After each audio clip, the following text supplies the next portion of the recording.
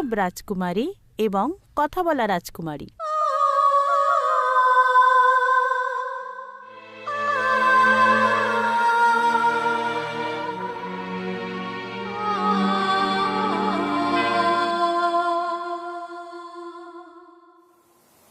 অনেক অনেক আগের কথা, পাহাড় প্রাচীর ঘেরা এবং অন্তহীন বনে ঢাকা এক রাজ্যে দুজন রাজকন্যার জন্ম হয়। একজন ভদ্রতার সাথে কথা বলেছিল, সত্যি একটু বকবক করার মতো তার কণ্ঠস্বর। অন্যজন আলোকবর্তিকা প্রতিটি করিডোর জুড়ে ছিল, কিছুই বলল না। ছোট রাজকন্যা কিভাবে এত নীরব হয়ে গেল তা কেউ জানত না।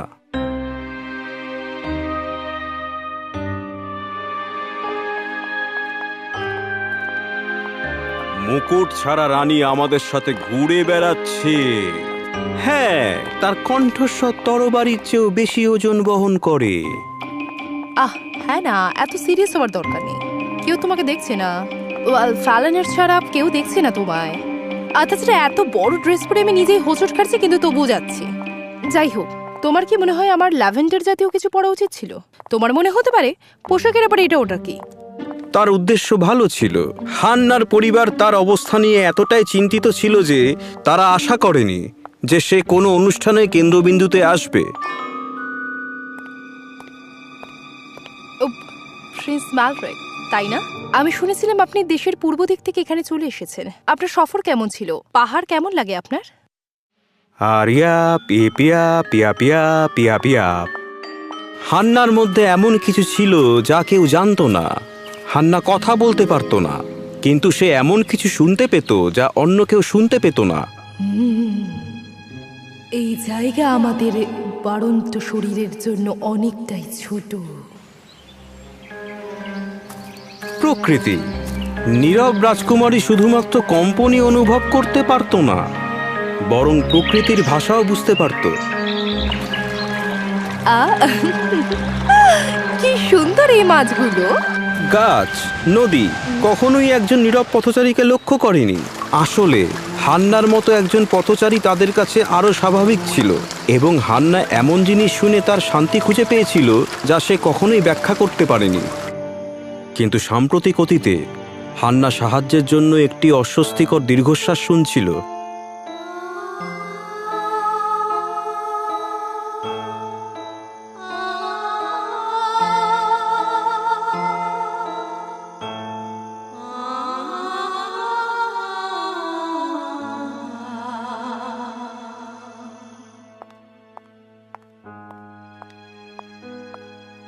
গাছেদের সাথে তোমার কথা হয়? ও ডার্লিং, ও সোনা।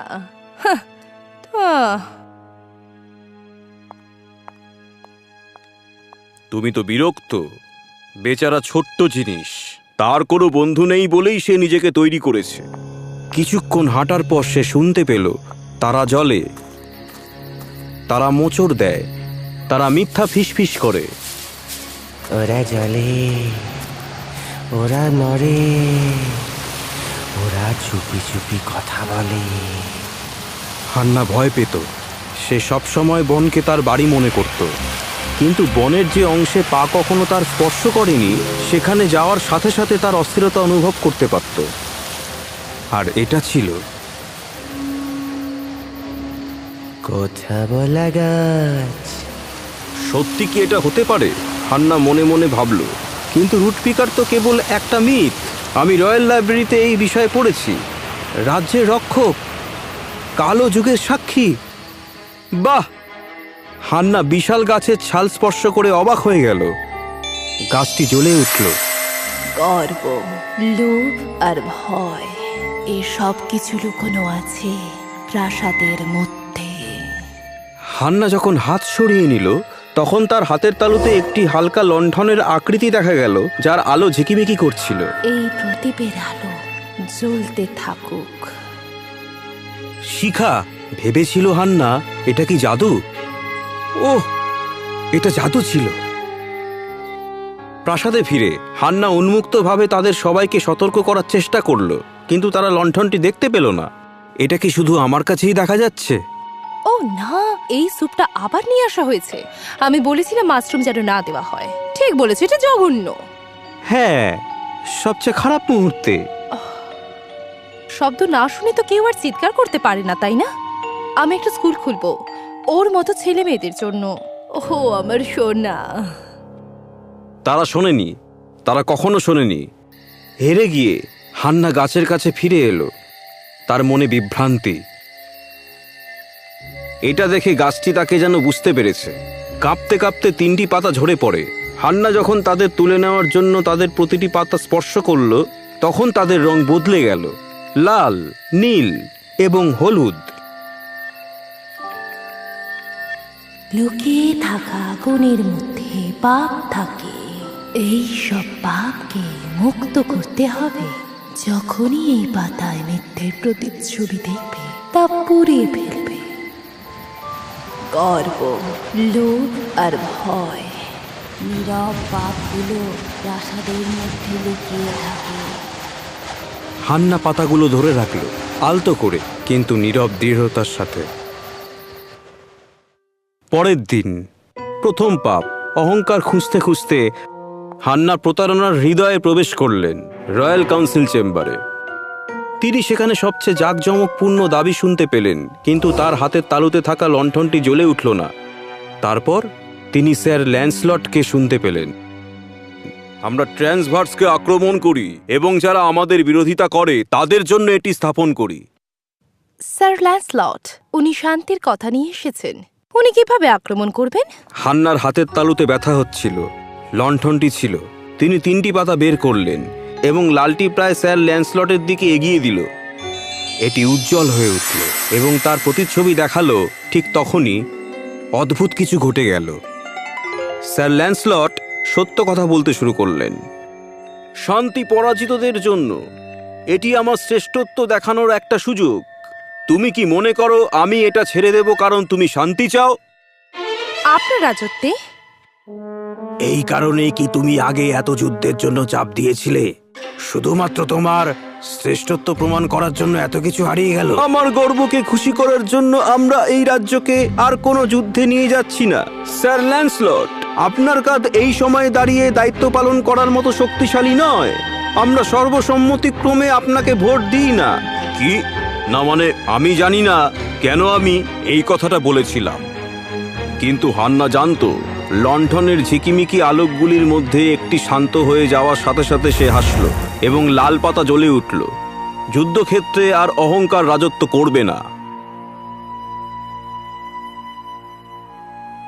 আমার লোকেরা ইতিমধ্যে ক্ষুধার্ত এবং এখানে আমার কাছে একজন দুর্বৃত্ত নেতা আমাদেরকে যুদ্ধক্ষেত্রে নিয়ে যাচ্ছেন বিনা কারণে। ক্ষুধার্ত এই কথা শুনে হান্নার হাতের তালু জ্বলতে শুরু করলো। কাছাকাছি কি আর কোনো পাপ থাকতে পারে? অপেক্ষা করুন, সেই সুগন্ধ কোথা থেকে আসছে? হান্না গন্ধের পিছনে পিছনে গেল। হান্না একটা পুরনো অ্যাম্ফি থিয়েটারে পৌঁছে গেল। একটা বন্ধ কাঠামো, প্রায় ভেঙে পড়ার উপক্রম। এই জায়গাটা কেমন করে একটা ভোজের মতো গন্ধ পায় সে ভাবল।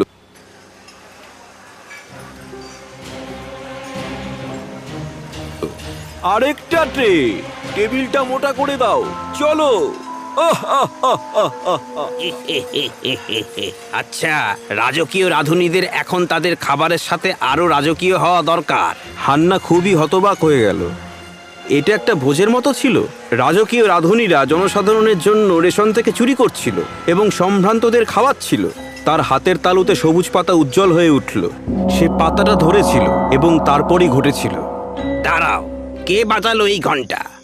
এই অ্যাম্পি থিয়েটারটি বহু বছর ধরে বন্ধ।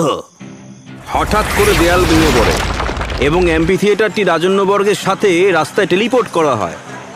কি? এরা পিকনিক করছে? আমরা এখানে না খেয়ে আছি। এটা জাদুবিদ্যা? ও, আপনার এবং স্যার ল্যান্সলটের মতো রাজন্যবর্গ এবং নেতাদের চেয়ে আমি জাদু গ্রহণ করব? কাউন্সিলের প্রধানকে ডাকুন। এবং ডমিনো প্রভাব এখান থেকেই থেমে থাকেনি, কারণ কাউন্সিলের প্রধান ছিলেন রানী স্বয়ং নিজেই।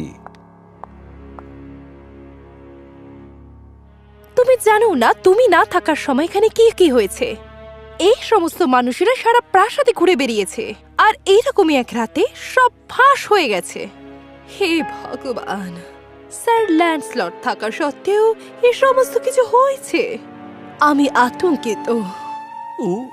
তুমি এসবের ব্যাপারে কিছু জানতে? আমি মানে পুরো বিষয়টা ঠিক করে হলে সবটা বলো। এবং এটি ছিল শেষ পাপ। ভয়ে ছায়ায় লুকিয়েছিল না, এটি রয়্যাল কাউন্সিল চেম্বারে বাস করত, যেখানে সত্য নীরবতার নিচে দম বন্ধ হয়ে যেত।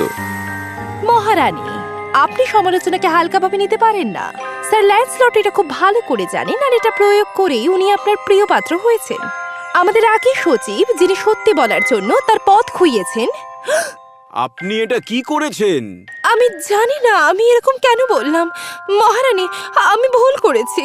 তোমার সাহসিকতার জন্য অনেক ধন্যবাদ মহারাজ। আমি এদেরকে নিয়ে অনেকটাই ভীত। অনেক সময় আমার অহংকার আমাকে সঠিক সিদ্ধান্ত নিতে দিচ্ছে না। হান্না তখন বুঝতে পেরেছিলেন, অবশ্যই রানীর মেজাজ কঠিন ছিল, কিন্তু কাউন্সিলদের তাদের পদ হারানোর ভয়ে তাদের কাজ করা থেকে বিরত থেকে আরও বড় পাপ করছিল। কারণ এটি যে ব্যক্তি তাদের কর্তব্য পালন করতে অস্বীকার করে, সে অত্যাচারীর চেয়েও বড় পাপী। এবং ডোমিনোদের পতনের সাথে সাথে একের পর এক পাপগুলো, অহংকার, লোভ এবং ভয়, এই তিনটি পাপ কেবল প্রাসাদের স্তম্ভগুলিকেই ধীরে ধীরে ফাঁকা করে দিচ্ছিল না, বরং রাজ্যের অগ্রগতিও আটকে রেখেছিল। তারা সবাই রুটপিকারের চারপাশে জড়ো হয়ে গেল। কেউ জানতো না কি আশা করা উচিত, কিন্তু তারপর সত্যি কথা বললেই সবকিছু বজায় থাকে, আর তখন নীরবতা কেউ শোনা যায়। দাঁড়াও, আমি কি কিছু শুনতে পেলাম? নিঃশব্দ রাজকুমারী এবার আমাদের মাধ্যমে কথা বলবে। নৈশব্দের মধ্যে থেকেও সে তার কথা রাখতে পেরেছে। একবারের জন্য টেরেসা কিছুই বললেন না, আর সেই নীরবতার মধ্যে অবশেষে তিনি তার বোনের কথা শুনতে পেলেন। আর ঠিক এমনই ছিল, প্রাসাদটি আসল নেতা খুঁজে পেয়েছিল একজন রাজকুমারীর মাধ্যমে, যিনি কথা বলতে পারতেন না। রাজকুমারী তেরেসা, রাজা, রানী সকলেই আনন্দের সাথে তাদের নতুন আধ্যাত্মিক নেতার কাছে মাথা নত করলেন। কিন্তু হান্না মুকুটটি নিতে চাইছিলেন না। রাজকন্যা টেরেসা তার বোনের মাথায় মুকুটটি তুলে দেন এবং উৎসাহ দেন রাজসভাকে পরিচালনা করার জন্য। আমার রাজত্বে তোমার কণ্ঠ দিয়ে রাজকার্য হবে। এটি কেবল নীরবতা ছিল না যা রাজ্যকে বাঁচিয়েছিল বা যেটি শাসিত, কিন্তু তাদের মধ্যে সম্প্রীতি। তারা একসাথে প্রমাণ করেছে শক্তি উভয়ের মধ্যে নিহিত।